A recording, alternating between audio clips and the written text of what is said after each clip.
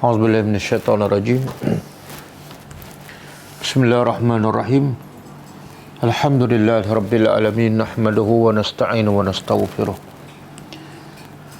Wa na'udzu billahi min syururi anfusina wa min sayyiati a'malina. May yahdihillahu fala mudilla lahu wa may yudlil fala hadiya lahu. Asyhadu an la ilaha illallah wahdahu la syarika lahu wa asyhadu anna Muhammadan abduhu wa rasuluh. Subhanaka la ilma lana illa ma 'allamtana innaka antal alimul hakim. Allahumma 'allimna ma yanfa'una wanfa'na bima 'allamtana wa zidna ilma. Rabbi yassir wa la tu'assir, Rabbi tammi bil khair, amma ba'du. InsyaAllah malam ni kita sambung tadabbur surah Yunus ayat 90. Sebelum tu kita tengok pengajaran ayat yang lepas. Ayat berapa?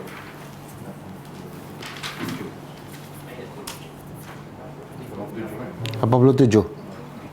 Ha? Oh. Pengajaran ayat 87. A'udzubillahi minasyaitonirrajim. Wa auhayna ila Musa wa akhihi an tabawwa'a liqaumikuma bimisra buyuta waj'alu buyutakum qiblatan wa aqimus shalah wa basyiril mu'minin. Maksudnya, dan kami telah wahyukan kepada Musa dan saudaranya Harun agar menempatkan, mengambil bagi kaummu berdua di Mesir rumah-rumah, dan jadikan rumah-rumah kamu itu sebagai tempat solat, dan dirikan solat, dan berilah kabar gembira kepada orang yang beriman. Pengajarannya pertama,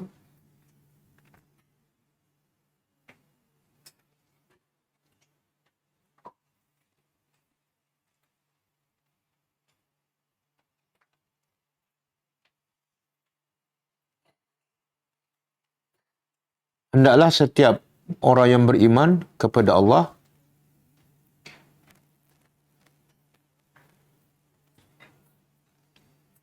apabila ditimpa kesusahan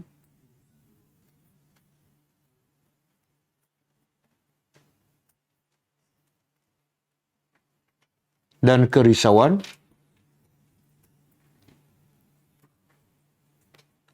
hendaklah memohon pertolongan kepada Allah dengan sabar dan solat.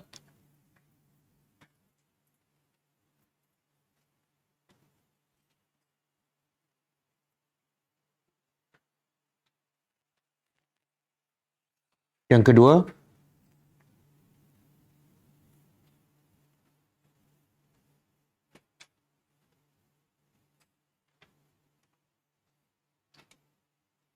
keutamaan orang-orang yang beriman ialah mendirikan solat berjemaah 5 waktu di masjid.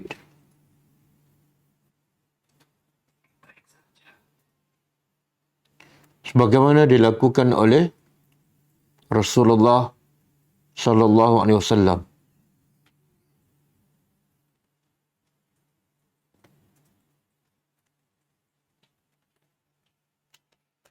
Kecuali apabila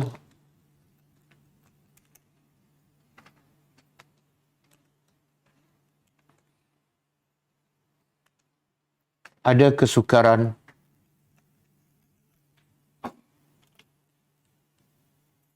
seperti hujan,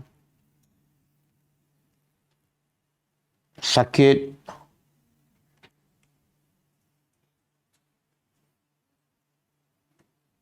dan takut pada musuh.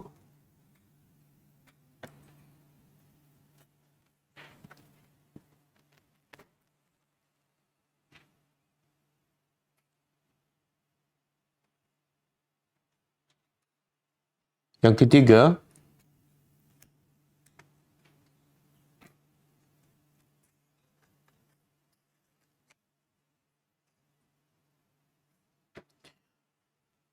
Sesiapa yang bertawakal kepada Allah,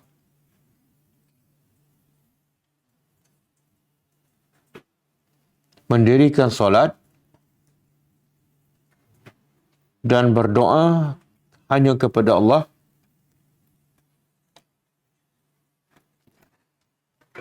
maka dia adalah orang yang beriman, yang layak mendapat berita gembira daripada Allah.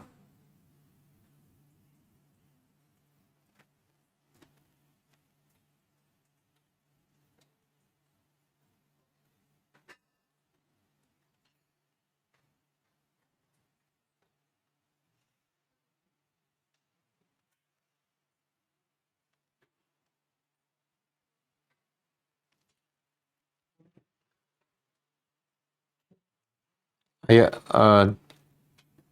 88. وقال موسى ربنا إنك آتيت فرعون وملأه زينة وأموالا في الحياة الدنيا ربنا ليضلوا عن سبيلك ربنا اطمس على أموالهم واشدد على قلوبهم فلا يؤمنوا حتى يروا العذاب الأليم.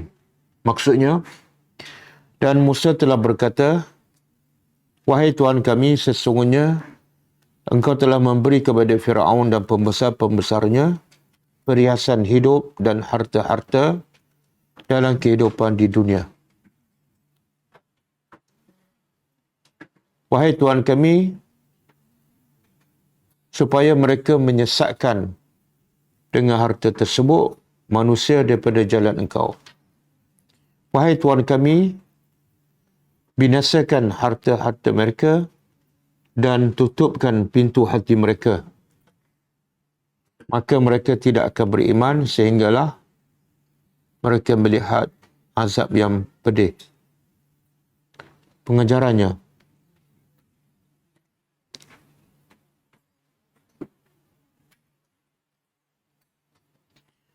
antara punca utama manusia sesat dan melampau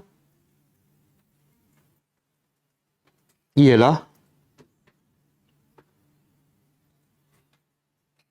apabila memiliki harta dunia yang banyak dan merasai dirinya serba cukup.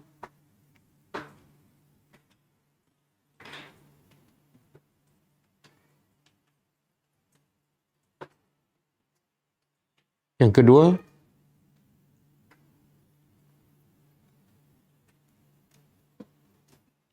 harta dan kemewahan hidup bukanlah petanda Allah mencintai seseorang.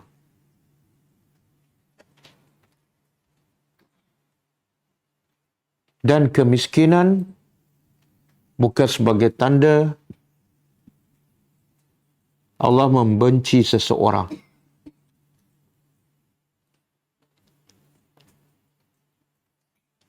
Tetapi kekayaan dan kemiskinan kedua-duanya adalah ujian daripada Allah.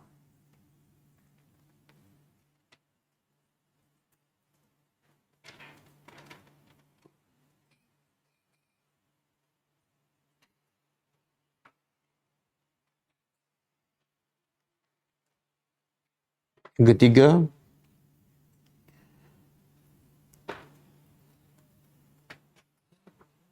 Allah menguji manusia dengan kesenangan hidup untuk melihat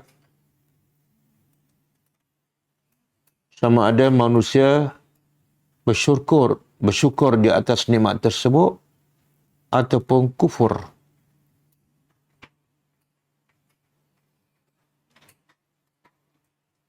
Dan Allah menguji manusia dengan kemiskinan untuk melihat sama ada manusia redha dan sabar,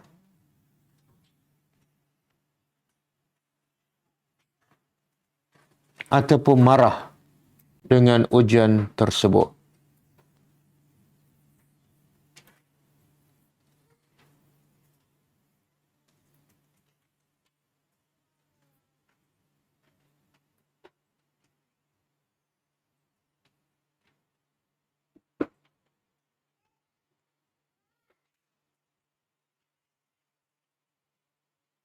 Yang keempat, dibolehkan berdoa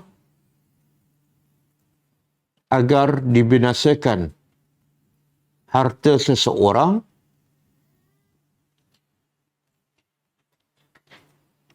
apabila hartanya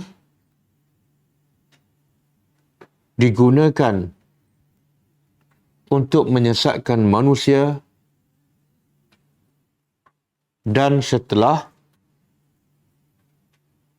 menyampaikan dakwah kepadanya.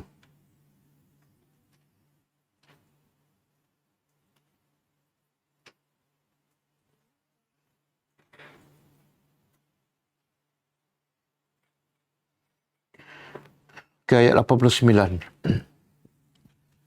Qala qad ujibat da'watukuma fastaqima wa la tattabi'anni sabilal ladzina la ya'lamun. Maksudnya, sesungguhnya telah diperkenankan doa kedua kamu, maka teruslah beristiqamah dan jangan kamu berdua mengikuti jalan orang-orang yang jahil pengajarannya.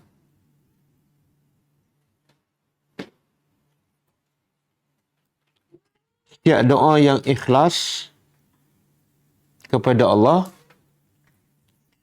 pasti akan dimakbulkan.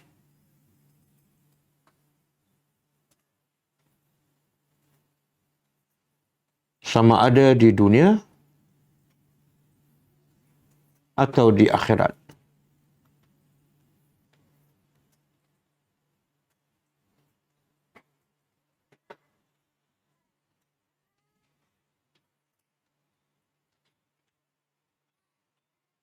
Sama ada cepat ataupun lambat.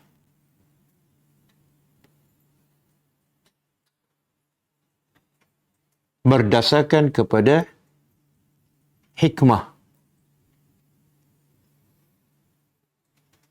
yang Allah sahaja mengetahuinya.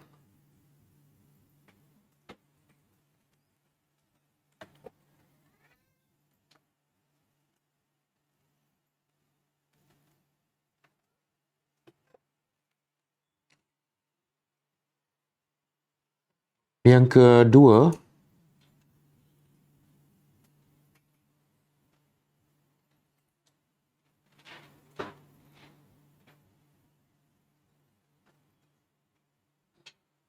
wajib ke atas orang yang beriman terus beramal dan berdakwah walaupun ditentang oleh musuh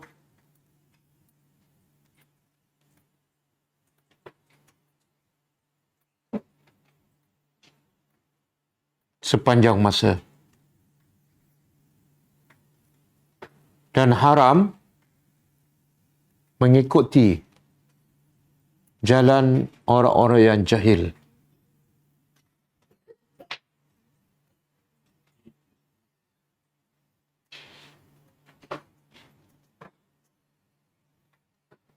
Okey, kita sambung tadabbur ayat seterusnya. Okey, ayat malam ni adalah sambungan cerita kisah Firaun dengan Musa alaihissalam. Setelah berlaku pertembungan antara Nabi Musa alaihissalam dengan tukang-tukang sihir Firaun dan mereka kalah dan berakhir dengan hampir semua tukang sihir sujud dan beriman kepada Allah.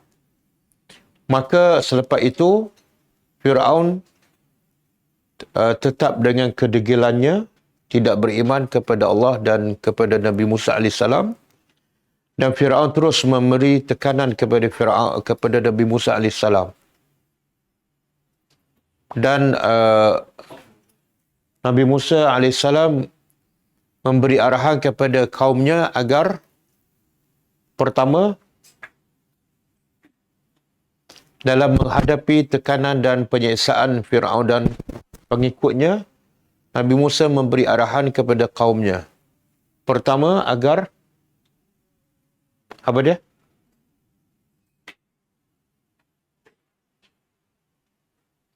Apa dia? Oh, cuti 3 hari. Kalau sebulan tak tahu lah.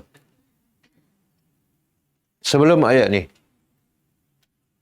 kekuatan orang beriman, tawakal. Hendaklah kamu bertawakal kepada Allah. Itu senjata terakhir bagi orang beriman. Yang kedua, berdoa.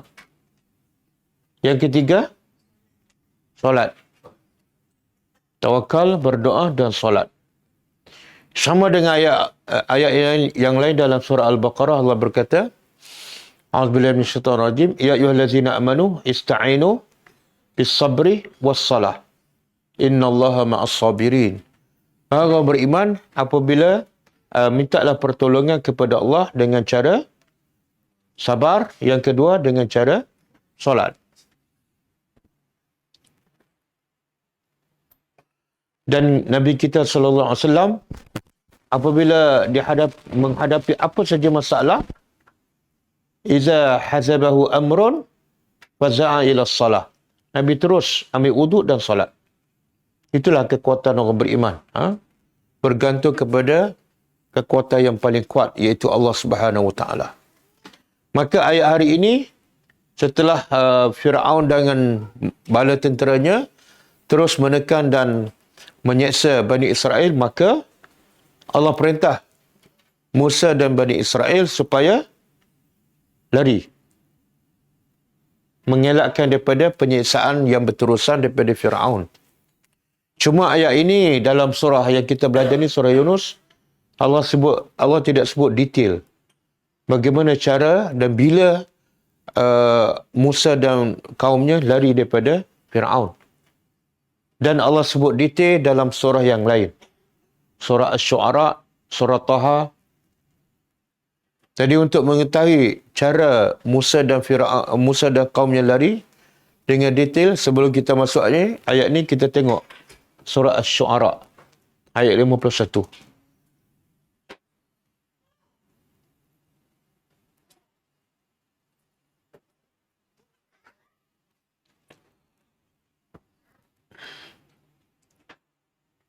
Okey. A'udzubillahi minasyaitonir rajim, ayat 52.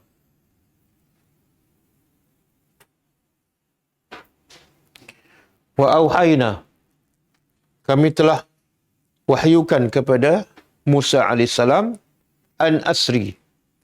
Asri apa dia? Asri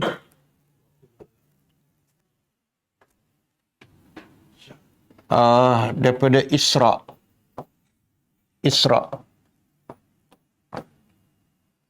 Itu kata terbit kalau fi'il madhi, asra.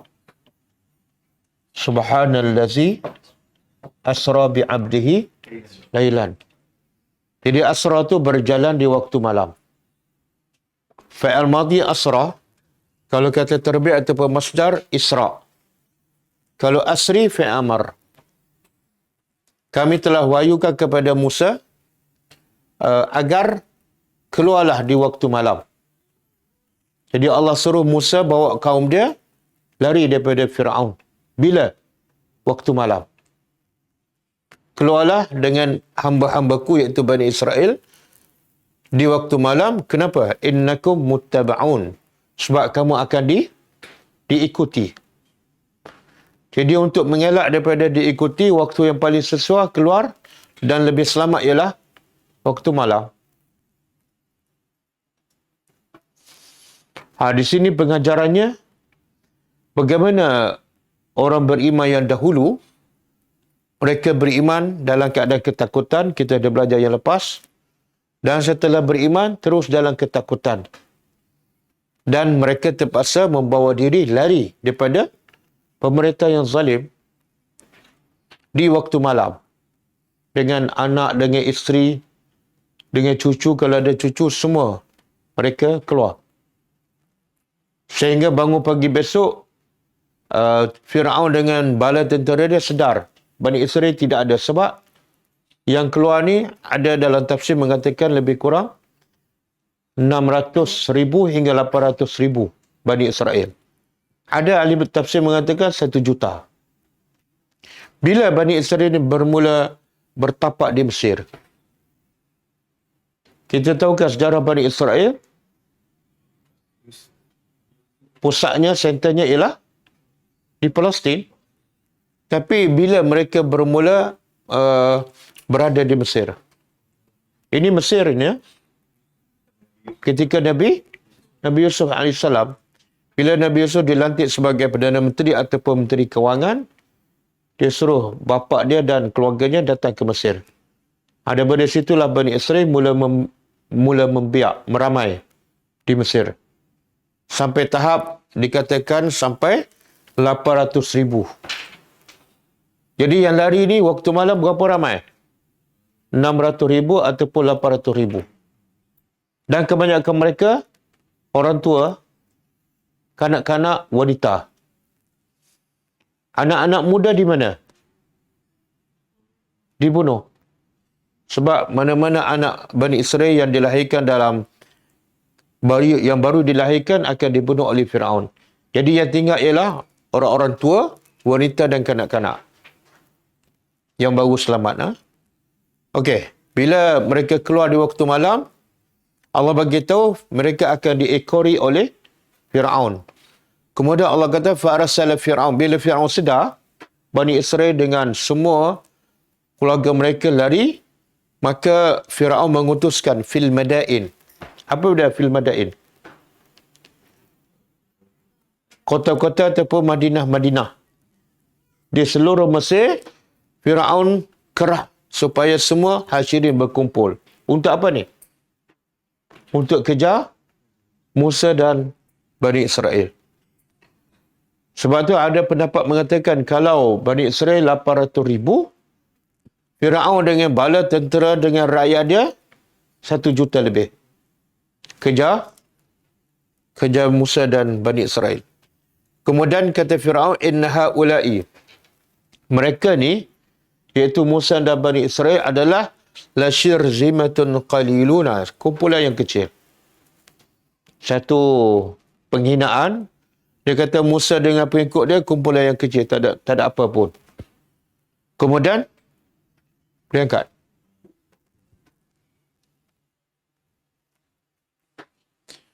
Wa innahum lana laghaizun. Dan sesungguhnya mereka ni, iaitu Musa dan Bani Israel, bagi kami laghaizun, kami sangat marah. Kami sangat marah kepada Musa dan Bani Israel. Wa inna lajami'un hazirun. Dan kata Fir'aun lagi, sesungguhnya kami, semua kami ni adalah hazirun, sentiasa berhati-hati dan memantau pergerakan Musa dan Bani Israel. Maka Allah kata, فَأَخْرَجْنَاهُمْ. Kami keluarkan mereka, iaitu Fir'aun, dengan pembesar-pembesar dia, min jannatin wa uyun, daripada kebun-kebun dan sungai-sungai. Maksud apa tu? Kenapa Allah perintah Musa pergi ke laut dengan Bani Israel? Allah boleh tak nak bunuh Fir'aun di bandar tu? Di bandar Mesir. Boleh tak? Tanpa Musa lari dan tanpa Fir'aun kerah semua bala tenteranya. Boleh. Tapi kenapa? Apa hikmahnya? Antara hikmahnya Allah nak kebun-kebun, sungai-sungai kekal akan diwarisi oleh Bani Israel. Satu. Yang kedua, Allah nak semua Fir'aun dengan pengikut dia dilemaskan di laut. Seramai yang mungkin. Wa kunuzin wa maqamin karim, dan harta-harta dan kedudukan ataupun istana yang yang mewah. Maka akhirnya Allah kata, kazalika, begitulah, demikian itulah wa awrasnaha, kami wariskan semua tu, istana, kebun, sungai yang asalnya milik Firaun kepada Bani Israel. Pindah milik. Ini dia panggil apa ni? Rezeki yang tak disangka. Sebab apa? Bukan tawakal. Wa may yattaqillah yaj'al lahu makhraja wa yarzuqhu min haitsu la yahtasib. Kemudian Allah kata lagi, fa'atba'uhu, maka Firaun dengan bala tentera mengikuti Musa dan Bani Israel musyriqi di waktu terbit matahari. Setelah cerah, mereka sedar, mereka kerah semua, bala tentera dan rakyat untuk mengejar Musa dan Bani Israel. Falamma, maka tatkala tara'a. Apa makna tara'a? Bila Musa lari ke laut dan Firaun pun kejar ke arah yang sama, maka akhirnya akan bertembung sebab Musa sampai di laut tak boleh pergi dah. Di belakang dia tentera Firaun. Maka tatkala tara'a, dua kumpulan saling melihat antara satu sama lain. Qala ashabu Musa, telah berkata pengikut Musa, inna lamudrakun, sesungguhnya kami mudrakun, akan ditangkap, akan dibunuh habis. Ini akidah pengikut Nabi Musa, iaitu Bani Israel. Mereka tak percaya pada Allah, mereka tak percaya mereka boleh diselamatkan oleh Allah. Jadi dia kata, alhamdulillah, kami akan dibunuh. Maka Musa menjawab, kata Musa, kalla, sekali-kali tidak. Inna ma'i, sesungguhnya bersama aku, Rabbi, Tuhanku. Ini keyakinan Nabi Musa AS kepada Allah. Dia bukan tengok laut di depan. Dia bukan tengok bala tentera Firaun di belakang. Tapi dia tengok apa? Pencipta segala-galanya, iaitu Allah. Dia mencipta aku, dia mencipta laut, dia mencipta Firaun dengan bala tenteranya. Sayahdini, akan menunjuk jalan keluar. Kalau kita perasan, ini Musa dengan Bani Israel. Nabi kita Muhammad SAW juga nak selamatkan iman, juga lari. Lari daripada orang musyrikin Mekah. Dan Nabi dan bersama Abu Bakar terpaksa bersembunyi di Gua Sur selama 3 hari 3 malam. Itulah orang beriman. Nak beriman sampai kena keluar waktu malam, bawa semua anak bini. Nak selamatkan iman. Begitu juga Nabi dan Abu Bakar nak selamatkan iman, terpaksa keluar dan bersembunyi dalam gua yang tidak ada apa-apa selama 3 hari 3 malam. Dan sebenarnya itulah kekuatan mereka. Apa dia? Apa kekuatan mereka? Semakin mereka tertekan, semakin mereka ditekan oleh musuh, semakin mereka bergantung pada Allah. Itulah kekuatan. Dan kita beriman dalam keadaan senang dan mewah, maka kita tak bergantung pada Allah. Kita bergantung pada harta, pada kedudukan, maka itulah menjadikan kita semakin lemah. Bila berdepan dengan musuh, kita tak ada kekuatan.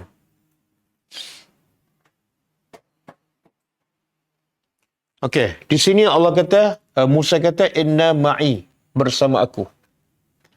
Tapi kalau kita tengok apa yang disebut oleh Nabi kita SAW ketika bersembunyi dalam gua Sur. Dan ketika itu dalam satu hadis sahih, Abu Bakar berkata, setelah orang musyrikin cari satu Mekah, dan akhirnya mereka berada depan pintu gua Sur.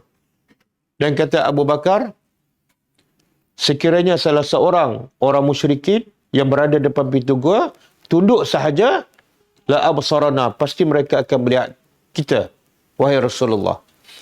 Maka Nabi kata, ma zannuka bisnaini, jangan kamu sangka kita hanya berdua sahaja, tetapi Allah salisuhuma, Allah yang ketiga. Keyakinan.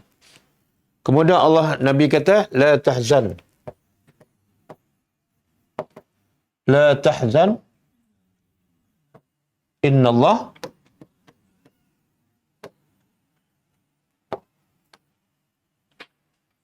beza. Nabi Musa berkata, inna ma'i, bersama aku, Rabbi. Tapi Nabi Muhammad, innallaha ma'ana, bersama kami. Kenapa Musa berkata, bersama aku Tuhan? Tapi Nabi Muhammad berkata, bersama kami. Kenapa di sini aku, di sini kami? Sedangkan yang bersama Nabi Musa berapa ramai? Lebih kurang 600,000 ataupun 800,000. Yang bersama Nabi berapa orang? Kenapa yang bersama Nabi seorang, tapi Nabi kata bersama kami? Yang Musa pula bersama dia 800,000, tapi dia kata bersama aku, bukan kami.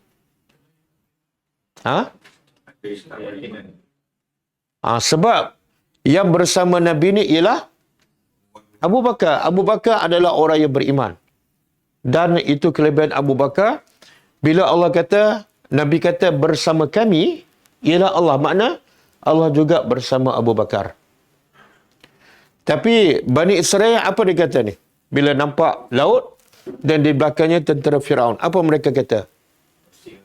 Kami akan ditangkap, kami akan dibunuh. Mereka tak yakin pada Allah. Sebab tu Nabi Musa berkata bersama aku, bukan bersama kami. Bani Israel tak yakin. Cuba buka surah ni, surah At-Taubah ayat 40.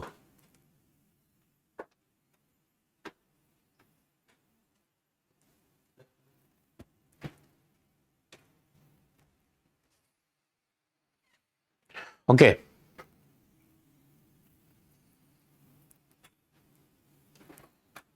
Cuba kita terjemah. Illa tansuruhu. Apa terjemah? Sekiranya tidak. Tansuruhu. Kamu menolongnya. Allah berkata pada orang Mekah. Kalau kamu tidak menolongnya, iaitu Nabi Muhammad sallallahu alaihi wasallam.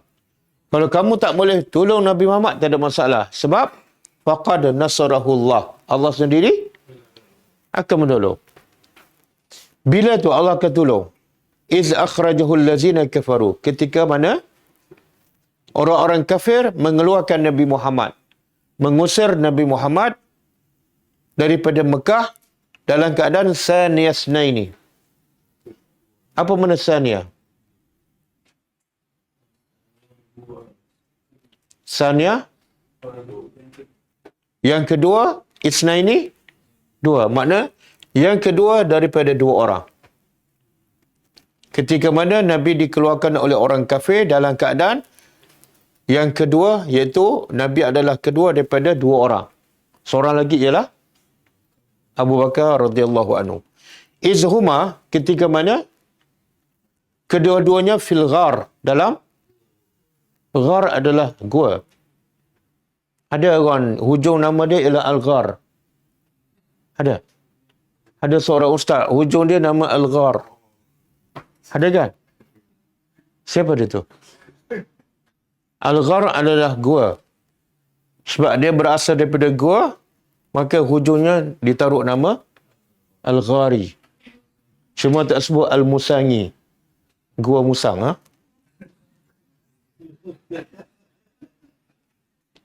Is, ketika mana yaqulu, dia berkata, iaitu Nabi Muhammad SAW berkata, li sahibihi, kepada sahabatnya. Ini kemuliaan Nabi, kemuliaan Abu Bakar. Iaitu Allah pilih Abu Bakar untuk menemani Nabi sepanjang perjalanan hijrah. Ketika Nabi berkata pada sahabatnya iaitu Abu Bakar, la tahzan. Jangan kau sedih, sesungguhnya Allah bersama kami. Tak ada sebab nak sedih. Kita biasa, bila kita sedih?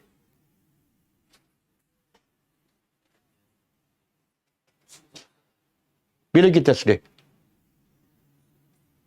Kau tak pernah sedih dalam hidup? Apa dia? Bila ada Musibah. Musibah apa tu contoh? Kematian, banjir, kereta rusak. Kan? Tapi bila solat lambat, sedih tak? Mana lebih sedih? Solat lambat dengan kematian ataupun banjir. Sebenarnya bagi orang beriman, bila dia solat lambat, Allah tak bersamanya. Bila Allah tak bersamanya, itulah waktu yang patut dia sedih. Adapun hilang harta, tapi kalau Allah bersama, dia tak perlu sedih. Sebab, pemberi hartanya siapa? Allah. Allah dengan harta mana lebih bernilai? Jadi kalau Allah yang hebat, yang mencipta segala-gala bersamanya, tak ada sebab dia nak sedih. Kalau setakat hilang harta, dia sedih mana nilainya sangat rendah. Nilainya adalah bergantung pada harta, bukan bergantung pada pencipta harta. Sebab tu Nabi kata, walaupun kita dah keluar daripada Mekah, terpaksa tinggal kampung halaman, terpaksa tinggal harta dan perniagaan, bukan perkara yang perlu disedihkan. Sebab pemilik pencipta segala-gala bersama kami. Di sini juga Allah nak bagi tahu hebat macam mana sekalipun manusia seperti Rasulullah Abu Bakar ada juga sedih. Ada juga sedih. Sebab tu Nabi kata pada Abu Bakar, jangan sedih. Mana sebelum tu Abu Bakar sedih tak? Sedih. Pengajarannya apa? Jadi kalau orang yang paling hebat seperti Nabi dan juga Abu Bakar pun Allah diuji, Allah menguji mereka dengan kesedihan, maka kalau kita diuji dengan kesedihan, jangan rasa kecewa. Sebab sehebat Nabi dan Abu Bakar pun diuji dengan kesedihan. Tapi bila mereka yakin Allah bersama mereka, kesedihan itu hilang. Kemudian Allah kata, فَأَنْزَلَ اللَّهُ سَكِنَتَهُ. Lalu Allah menurunkan sakinahnya. Sakinahnya alaihi, ke atasnya. Sakinah Allah. Apa makna sakinah? Ketenangan. Allah turunkan ketenangannya kepadanya, iaitu kepada Nabi Muhammad. Tengok daripada sedih, daripada sedih dapat apa? Sakinah. Sedih punca manusia tak bahagia.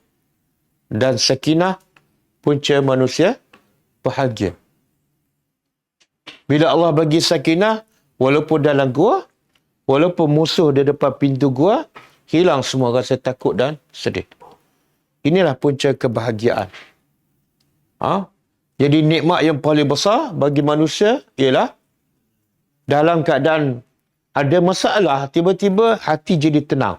Itulah nikmat paling besar. Kadang-kadang orang harta banyak, rumah besar, tapi jiwa tak tenang. Itulah musibah yang besar. Okey. Kemudian Allah kukuhkan lagi. Allah kuatkan Nabi Muhammad dengan junudin. Apa makna junud? Tentera lam tarauha, yang kamu tak dapat melihatnya. Apa tu? Malaikat. Apa dia tentera Allah yang kita tak dapat lihat? Malaikat lah. Jin pun tak nampak kan? Tapi jin bukan tentera Allah. Dalam tafsir mengatakan, malaikat ada bersama Nabi dan Abu Bakar dekat gua itu untuk menolong dan menghalang orang musyrikin Mekah daripada mengganggu Nabi dan Abu Bakar. Ini ahli tafsir mengatakan sebenar punca Nabi selamat, Nabi dan Abu Bakar selamat dan tenang ialah Allah turunkan sakinah. Yang kedua, Allah bantu dengan para malaikat. Bukan dengan sarang laba-laba. Dan bukan juga dengan burung. Semua dua cerita tu, cerita burung dan cerita sarang laba-laba, tidak ada sanad yang sahih. Tidak ada hadis yang sahih. Tengok yang sahih apa dia? Malaikat. Ini sahih ayat Al-Quran. Tapi ramai orang tak tahu. Yang tak ada ayat Quran, yang tak ada hadis, iaitu burung dan sarang laba-laba, itu yang famous. Itu yang orang tahu kan? Yang tidak ada dalil. Okey, waja'ala, dan akhirnya Allah menjadi kalimah allazina kafaru, sufla, kata-kata orang kafir menjadi paling bawah. Iaitu mereka kalah. Kalah sebab apa? Di peringkat awal tak dapat tangkap Nabi. Dan Nabi dengan Abu Bakar selamat berhijrah ke Madinah. Dan Allah menjadikan kalimah Allah ia hiyal ulia, yang paling tinggi dan menang. Wallahu azizun hakim. Okey. Kita balik pada ayat kita. Surah Asy-Syu'ara, tak habis lagi. Ada sikit lagi.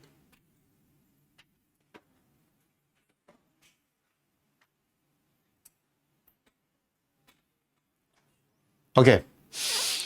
Kemudian, setelah bertembung dengan laut kat depan dan tentera Firaun di belakang, maka fa'auhayna, Allah berkata, kami telah wahyukan kepada Musa, anidrib, pukullah bi'asaka al-bahra, pukullah laut dengan tongkat. Famfalaqa, lalu laut itu terbelah. Dalam ayat lain mengatakan laut itu terbelah 12. Ada 12 lorong. Kenapa 12? Sebagaimana Musa pukul batu dan terpancar air 12 pancaran. Maka laut pun sama, bila Musa pukul laut, laut itu terbelah 12 lorong. Apa sebab? Sebab Bani Israel ada 12, supaya mereka tidak bergaduh ataupun tidak berebut. Dan fakana kullu firqin, setiap belahan laut itu kataudil azim, seperti gunung yang besar. Kemudian wa azlafna, kemudian kami dekatkan, setelah Musa dah lepas laut, kami dekatkan samal akharin, kami dekatkan Firaun dengan tentera dia. Yang lain itu ialah Firaun dan tenteranya. Setelah Musa masuk laut, dah hampir nak melepasi, Allah kata kami dekatkan Firaun dengan tenteranya supaya mereka juga masuk laut. Kemudian wa anjayna Musa, dan kami selamatkan Musa wa man ma'ahu, dan siapa saja yang bersamanya, ajma'in, kesemuanya. Summa aghraqnal akharin, kemudian kami lemaskan yang lain, iaitu Firaun dan kaumnya. Inna fi zalika, sesungguhnya pada demikian itu adalah pasti ada tanda kebesaran Allah. Wa ma kana aktsaruhum, dan tidaklah kebanyakan mereka beriman kepada Allah. Okey, kita balik pada ayat kita.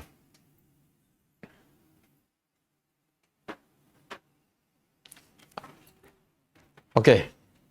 Setelah Musa pukul laut terbelah, dan Musa dengan Bani Israel melalui di atas laut tersebut, maka Allah kata wajawazna, dan kami seberangkan, kami lepaskan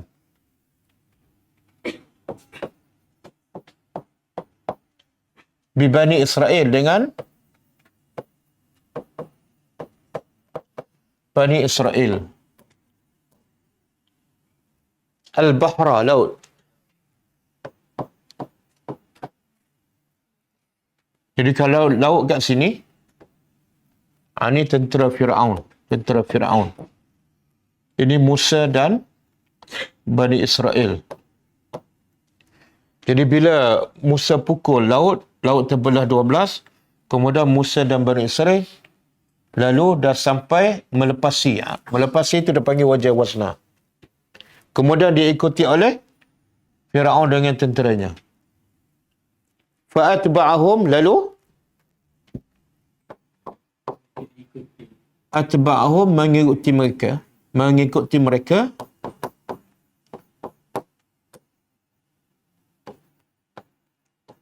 oleh Firaun wa junuduhu, dan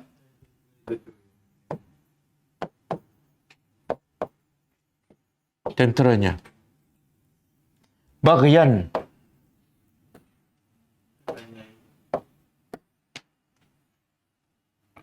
apa dia? Zulman. Baghyan makna zulman, kerana zalim.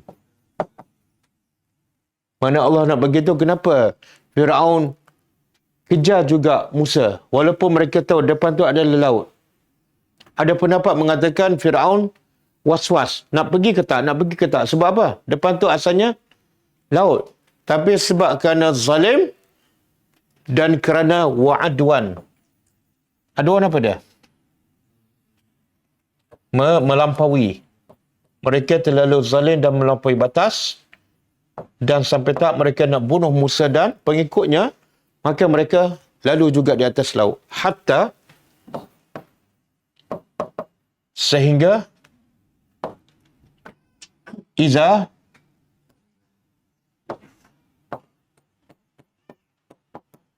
apabila adrakahu al-gharaqu.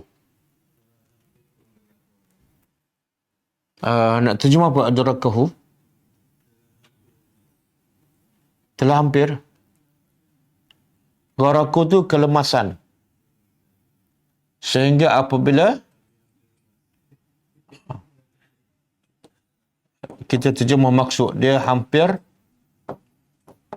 gharaq, lemas. Okey, setelah hampir lemas, apa kata Firaun? Qal, dia berkata, amantu, aku beriman. Beriman annahu, sesungguhnya, la ilaha, tidak ada Tuhan. Tuhan ni makna Tuhan yang berhak disembah illa kecuali allazi, kecuali Tuhan yang amanat, telah beriman dengannya Banu Israel.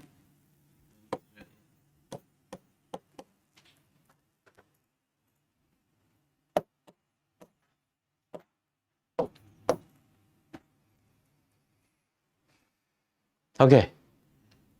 Ada pendapat mengatakan kenapa Firaun tak berkata la ilaha illallah. Tidak ada Tuhan melainkan Allah. Dia tak sebut Allah. Dan sebaliknya dia sebut tidak ada Tuhan melainkan Tuhan yang Bani Israel beriman dengannya. Ada ahli tafsir mengatakan sebab Firaun ni dia tak ikhlas beriman. Dia tak nak sebut nama Allah tu.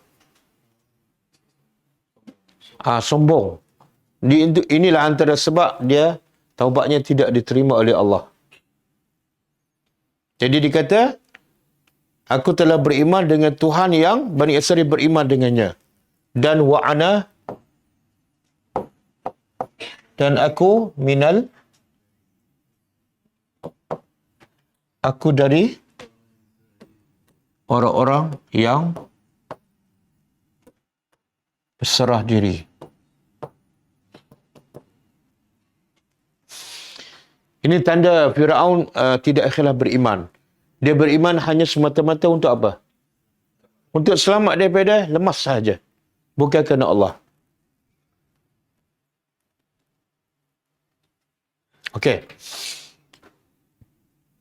Allah tak terima taubatnya. Sebaliknya Allah kata apa? Al-ana, adakah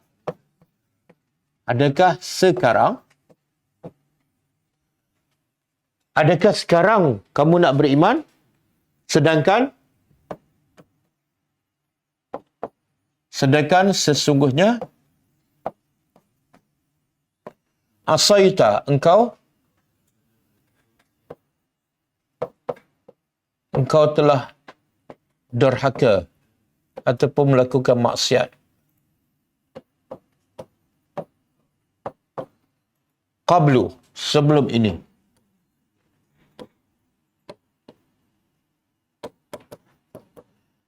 Dan wa kunta. Apa makna kunta? Adalah engkau sebelum ini. Dan kalau kunta tu mana? Kana campur dengan anta.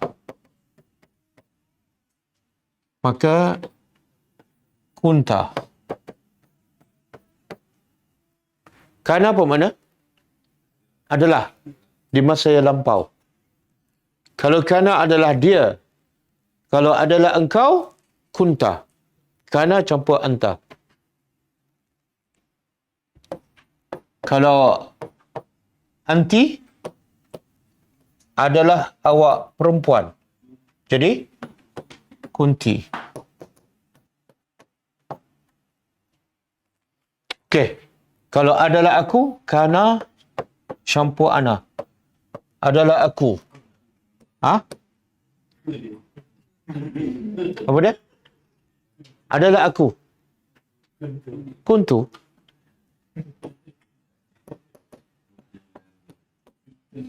Antara tiga ni yang mana selalu kita sebut? Kuntu. Dalam apa ni? Doa siapa? Nabi Yunus ke Nabi Nuh? Nabi Yunus lah. La ilaha illa anta subhanaka inni kuntu minaz zalimin. Makna adalah aku dulu orang-orang yang zalim.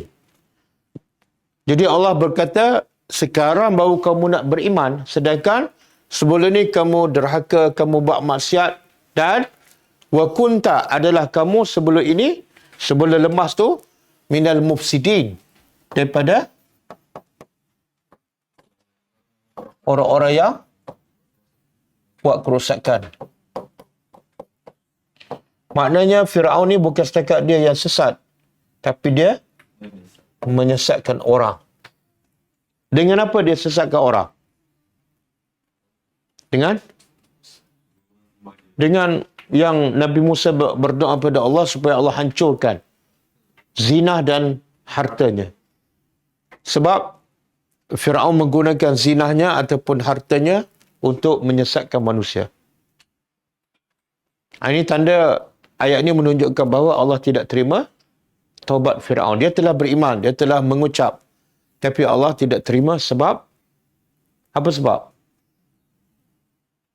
Sebab nyawanya sampai ke halkum. Dan kenapa masa tu baru dia beriman? Sebab dia nampak azab. Azab kat dunia masa tu ialah mati lemas. Bila dia nampak azab baru beriman, Allah tak terima. Cuba buka surah Ghafir ayat 85.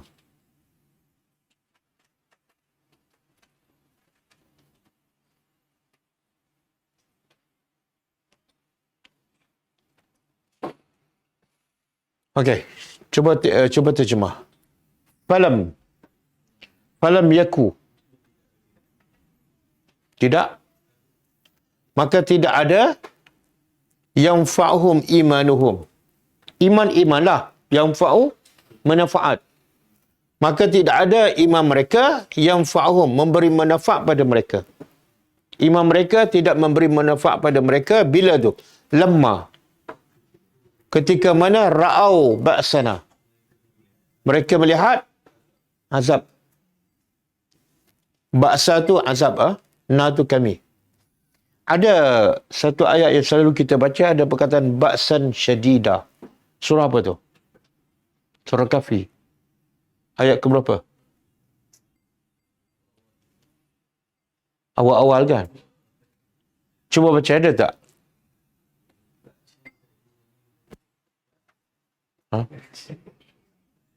Tak apa, 10 awal surah Kahfi. Nanti kena kacau kat Dajjal. Alhamdulillahillazi anzala ala abdil kitab wa lam yaj'al lahu iwaja qayyiman liyunzira ba'san syadida. Ba'san makna azab. Jadi Allah kata iman mereka tidak memberi manfaat sedikit pun ketika mana? Ketika mereka melihat azab. Bila nampak azab, iman tak diterima. Sebab apa? Kenapa?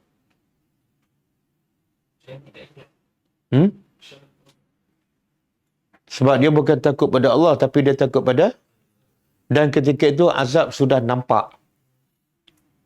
Ciri-ciri orang beriman ialah beriman kepada ghaib. Jadi kalau nak beriman, sebelum nampak. Bila nampak, tak dipakai. Sebab semua manusia akan beriman bila nampak. Bila tak nampak, itulah orang kafir. Orang kafir hanya beriman dengan benda yang nampak. Selagi tak nampak, dia tak beriman. Okey? Sunnatullah. Itulah sunnatullah, ketetapan Allah. Allati qad khalat fi ibadi, yang telah berlaku kepada hambanya. Apa dia sunnatullah? Iaitu bila azab tu dan nampak, Allah tak akan terima. Kalau nak beriman, sebelum nampak. Wa khasira hunalika al-kafirun. Dan telah rugilah di sana orang-orang kafir yang beriman setelah nampak azab. Okey, kita pernah dengar tak cerita ketika Firaun nak lemas tu, dia mengucap. Lepas tu malaikat Jibril ambil tanah dan sumbat mulut Firaun supaya Firaun tak ulang mengucap, dan supaya Firaun tak dapat rahmat Allah, dan supaya Firaun masuk neraka dan kekal. Pernah dengar? Pernah? Ha? Pernah dengar? Betul ke salah? Cerita tu sahih ke tak? Tak sahih. Mana tahu tak sahih? Ada dalil tak bahawa cerita tu tak sahih? Okey, cuba buka hadis.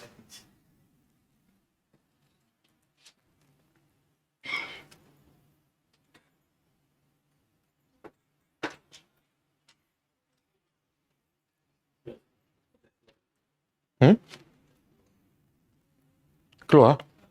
Keluar kat mana ni? Tak ada?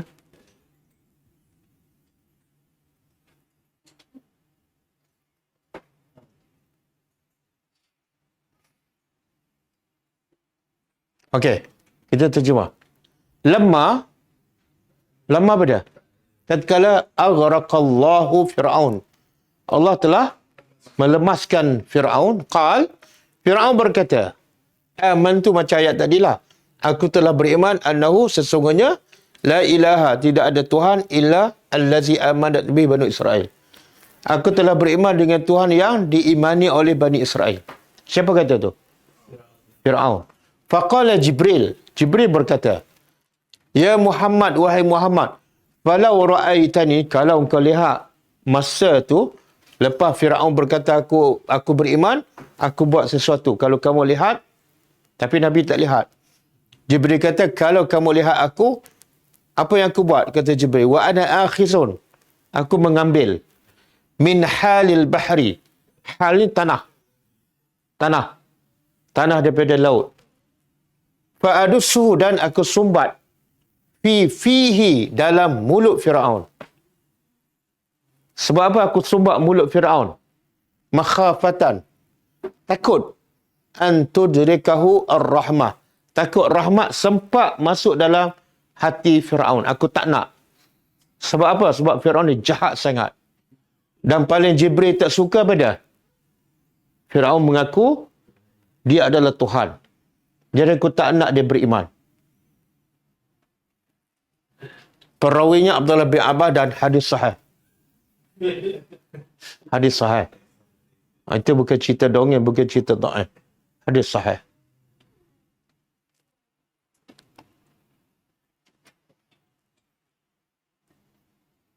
Okey.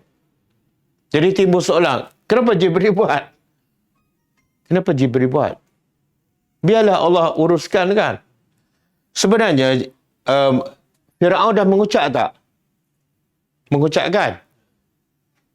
Dah mengucap. Tapi Jibril tak nak Fir'aun ulang sekali lagi. Takut ulang kali kedua, Allah terima. Dia tak nak. Satu. Yang kedua, ahli tafsir mengatakan, apa yang Jibril buat tu adalah berdasarkan kebenciannya kepada kemungkaran yang dibuat oleh Fir'aun. Benci pada muka adalah tuntutan iman. Kemudian, kalau Jibril tak buat pun, Allah tak akan terima taubatnya. Sebab apa tadi? Sebab dia dah betul-betul melihat azab. Allah tak akan terima. Ulanglah 10 kali, Allah tak terima. Jadi hadis ni hadis cerita daripada hadis sahih. Okey? Jangan pula kita buat kan, tengok orang kafir nak mati, nak mengucap, kita bersumbat tanah kan. Okey. Dan bila tu Musa dan Bani Israel selamat daripada Firaun? Hari apa?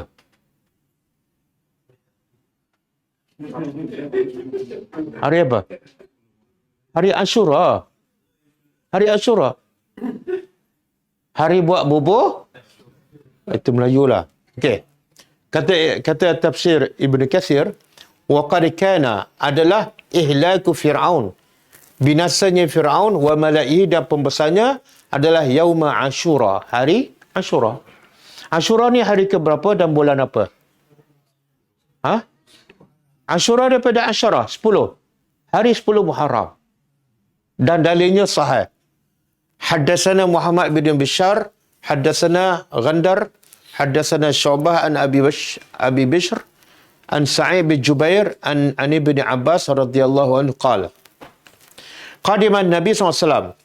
Kata Abdullah bin Abbas, Nabi SAW datang ke Madinah. Wal Yahud, dan ketika itu orang Yahudi, tasumu yauma Ashura, berpuasa hari Ashura. Faqalu, maka mereka memberi alasan kenapa mereka puasa hari Ashura. Hadza yaumun zahara fihi Musa ala Fir'aun. Hari ini adalah hari Musa menang ke atas Fir'aun. Iaitu hari Musa dan Bani Israel diselamatkan oleh Allah daripada Fir'aun. Maka dia nak ingati hari tersebut, mereka berpuasa. Faqala Nabi, melalui Nabi berkata SAW kepada sahabatnya, antum ahaqqu bi Musa minhum. Kamu sebenarnya lebih patut hormat hari Musa diselamatkan daripada Yahudi hormat. Maka Nabi kata, fasumuhu, puasalah hari Ashura. Okey, hadis sahih. Jadi hari Ashura Nabi suruh apa? Puasa, bukan buat bubur Ashura. Lain Nabi suruh, lain dia buat kan. Hari puasa tu dia nak makan. Okey. Hai, habis dah. Ada satu ayat lagi.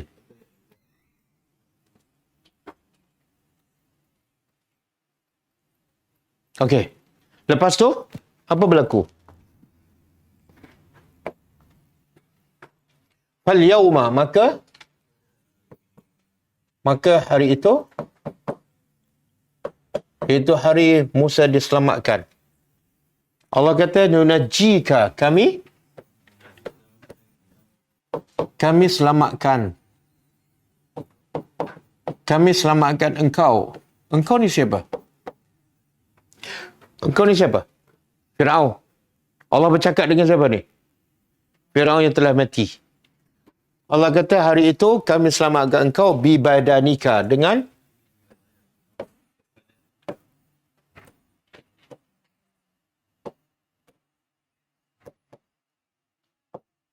badan.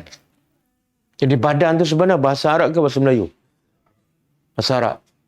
Badan dia kuat. Badan dia kuat. Badan pun bahasa Arab, kuat pun bahasa Arab. Yang bahasa Melayunya, dia aja. Badan. Kami selamatkan engkau dengan badan engkau. Badan apa ni? Badan siapa? Fir'aun. Dan bila sebut badan di sini, tidak ada roh. Ketika itu, Fir'aun telah mati. Apa makna kami selamatkan? Allah munculkan jasad Fir'aun di atas permukaan laut. Ada pendapat mengatakan Allah munculkan, Allah hanyutkan tepi laut tu. Supaya apa? Litakuna. Supaya takuna engkau menjadi liman. Liman bagi man sesiapa khalfaka, selepas engkau, ayah, tanda, ataupun pengajaran, tanda kebesaran. Kebesaran dan kekuasaan Allah. Okey. Jadi sekarang, mayat yang ada kat Mesir tu, mayat Firaun ke mayat orang lain? Siapa pernah pergi Mesir dan tengok mayat tu? Tak pernah. Semua tak pergi. Tak pernah pergi tengok dan selfie sebelah mayat Firaun.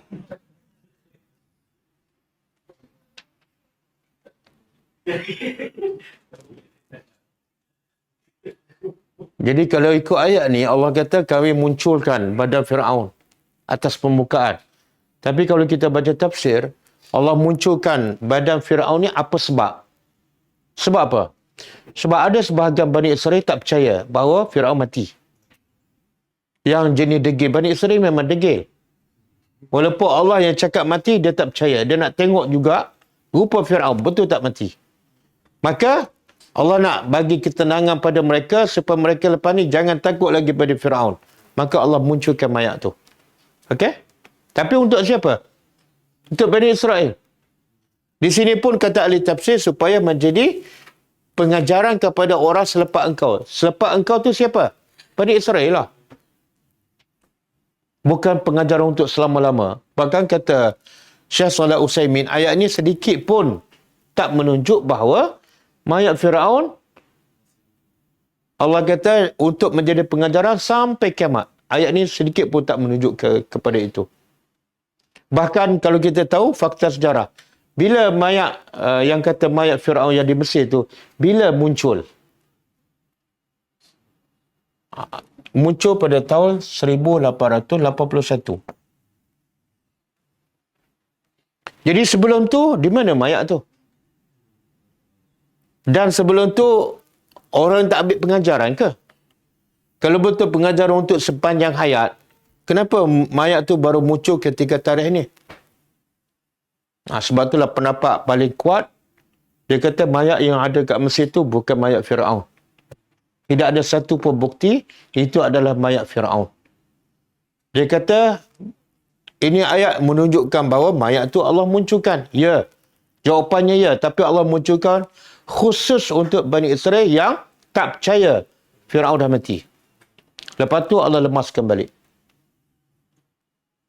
Satu. Yang kedua, kalau betul lah mayat yang ada sekarang mayat Firaun, cuba fikir. Macam mana mayat tu boleh kekal? Macam mana kita nak kekalkan mayat tu? Diawetkan.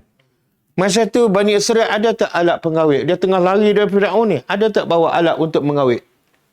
Ada? Tak masuk akal. Yang ketiga, masuk akal tak?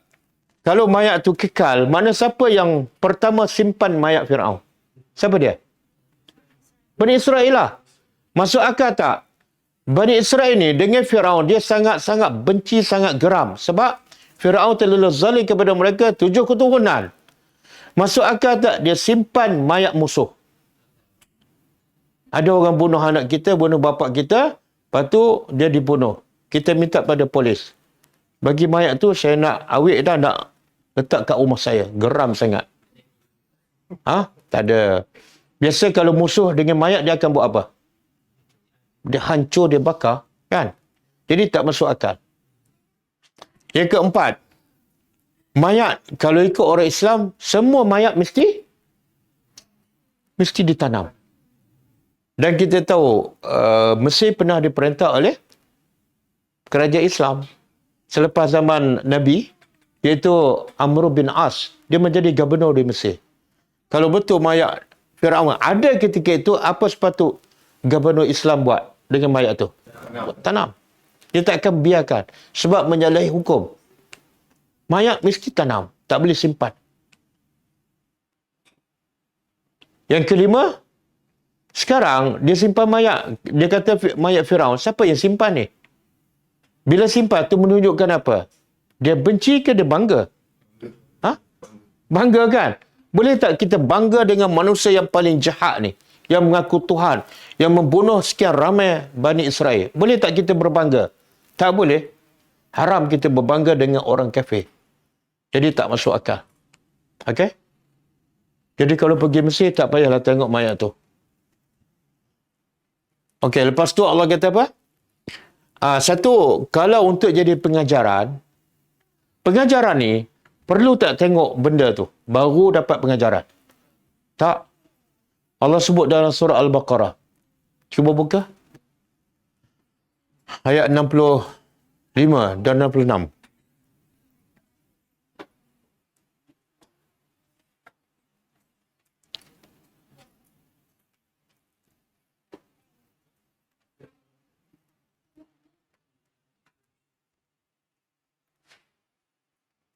Okey. Cuba terjemah. Walaqad alimtum. Ini cerita Bani Israel juga. Sesungguhnya kamu telah mengetahui allazina atadau. Orang-orang yang melampau di kalangan kamu, iaitu Bani Israel. Apa? Bila ni mereka melampau? Fi sabti, pada hari Sabtu. Kita dah belajar ni kisah Bani Israel yang melanggar perintah Allah, iaitu tangkap ikan hari. Jadi Allah kata, kamu tahu tak, wahai Bani Israel, orang-orang yang melampau daripada kalangan kamu, keturunan kamu. Mereka melampau pada hari Sabtu, maka hukumnya fakulna lahum. Kami berkata pada mereka, kunu.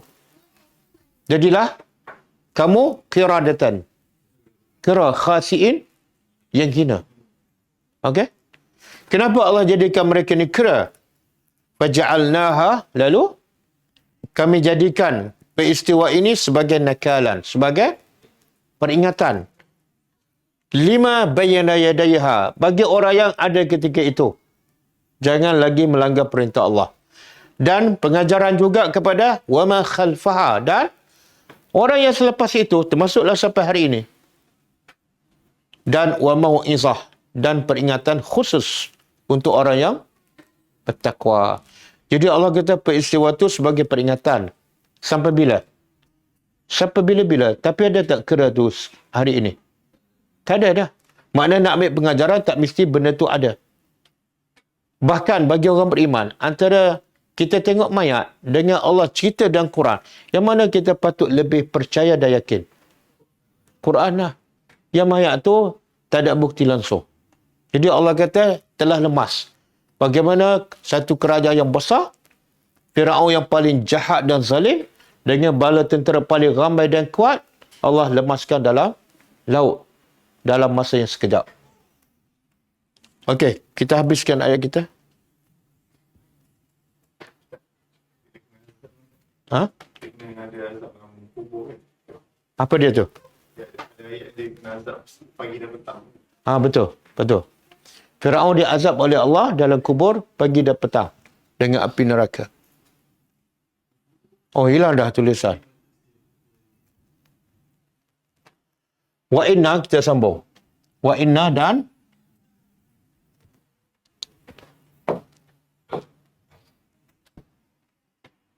dan sesungguhnya kasiran, ramai,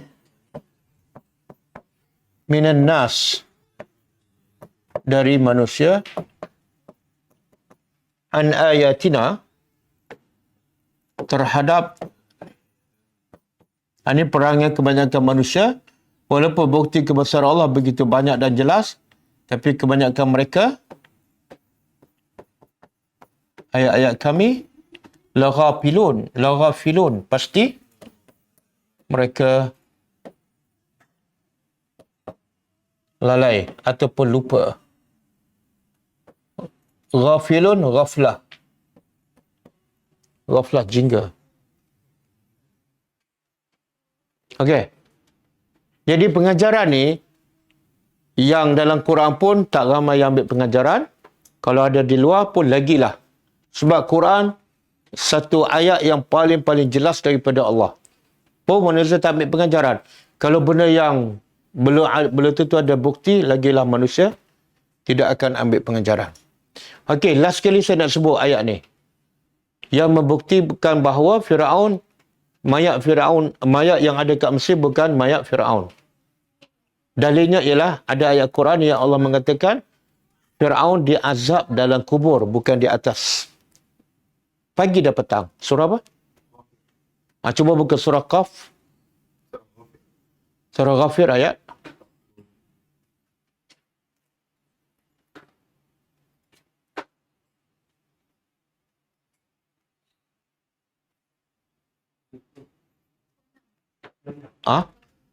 Cuba tengok surah Ghafir, ayat 46.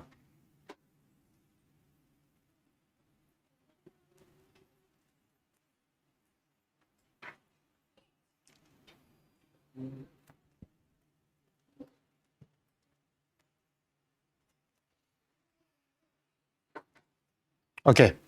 An-nar. Cuba terjemah. Neraka yu'raduna. Mereka iaitu Firaun dengan kaum dia, yu'raduna, mereka dibentang ke atas mereka api neraka. Ghuduwan, pagi, wa asyiyah, dan petang. Kemudian wa yauma taqumus saah. Ini bila ni? Api ditunjuk pada mereka pagi dan petang. Bila ni? Dalam kubur. Apa dalil dalam kubur? Ayat selepasnya. Wa yauma taqumus saah. Manakala hari berlakunya kiamat. Dikata pada malaikat, adkhilu, masukkan keluarga Firaun, keturunan dia, puak dia, asyaddal azab, azab yang paling. Maknanya dalam kubur mereka diazab, ditunjuk api pagi dan petang. Lepas berlaku kiamat akan dimasuk Firaun, azab yang paling pedih. Mana Firaun ada kat mana ni? Dalam kubur. Bukan di Mesir. Okey, cukup ah. Dah habis ayat. Ada yang terakhir. Daripada Al-Bara' bin Azib radhiyallahu anhu, ia berkata, Ja'a a'rabiyyun ila Nabi sallallahu alaihi wasallam faqala, ya Rasulullah, allimni amalan yudkhiluni al-jannah. Qala, la in kunta aqsarta al-khutbah laqad a'radta al-mas'alah. A'tiki an-nasamah wa fukka ar-raqabah.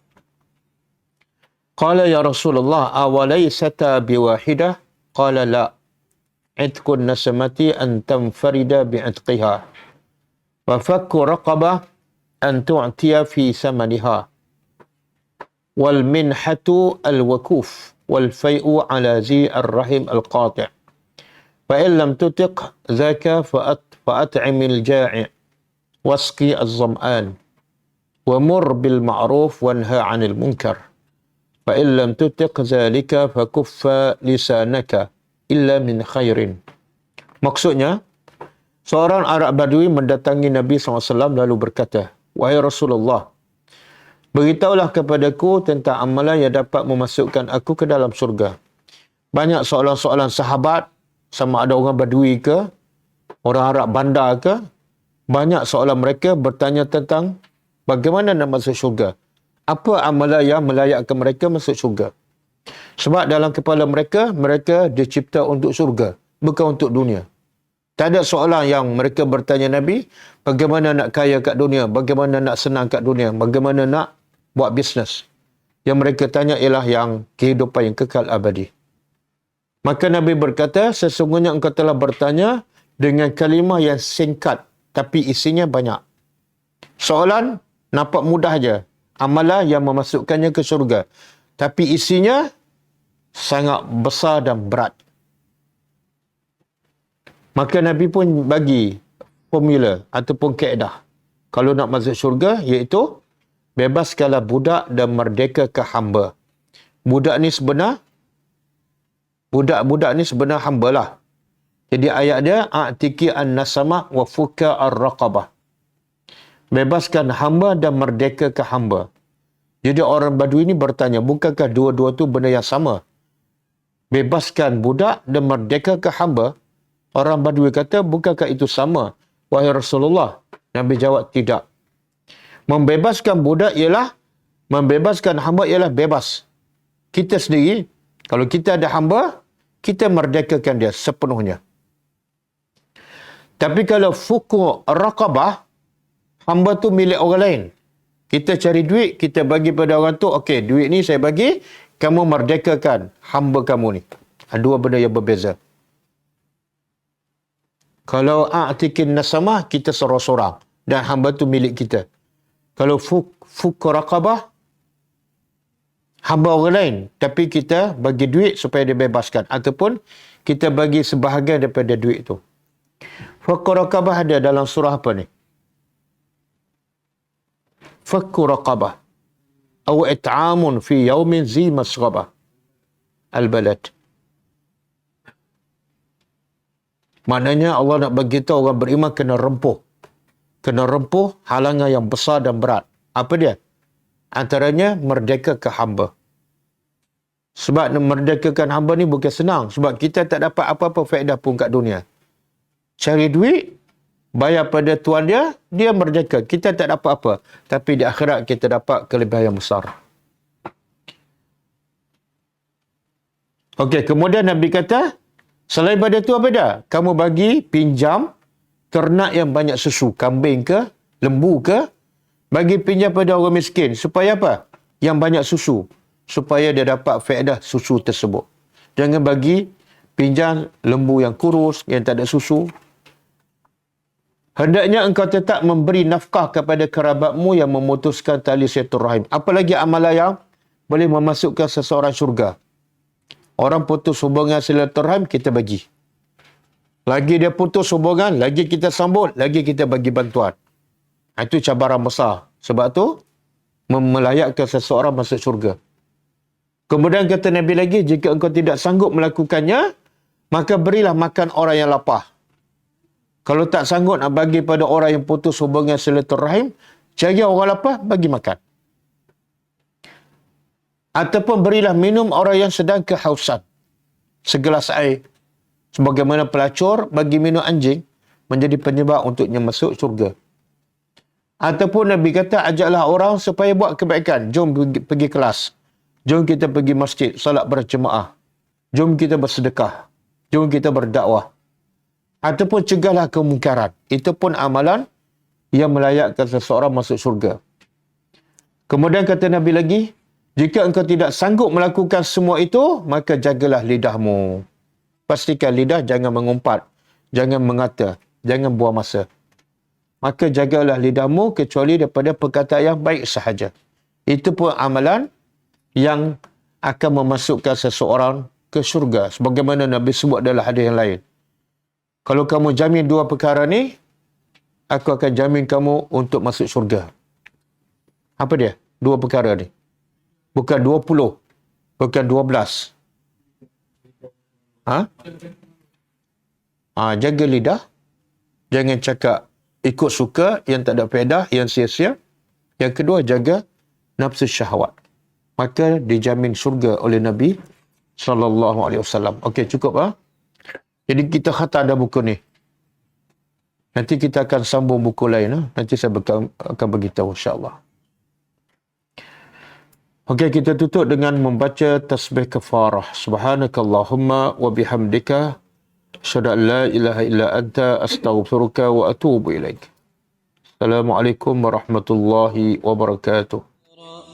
كتاب الله ترقى جنانه وتنال عظيم الأجر والغفران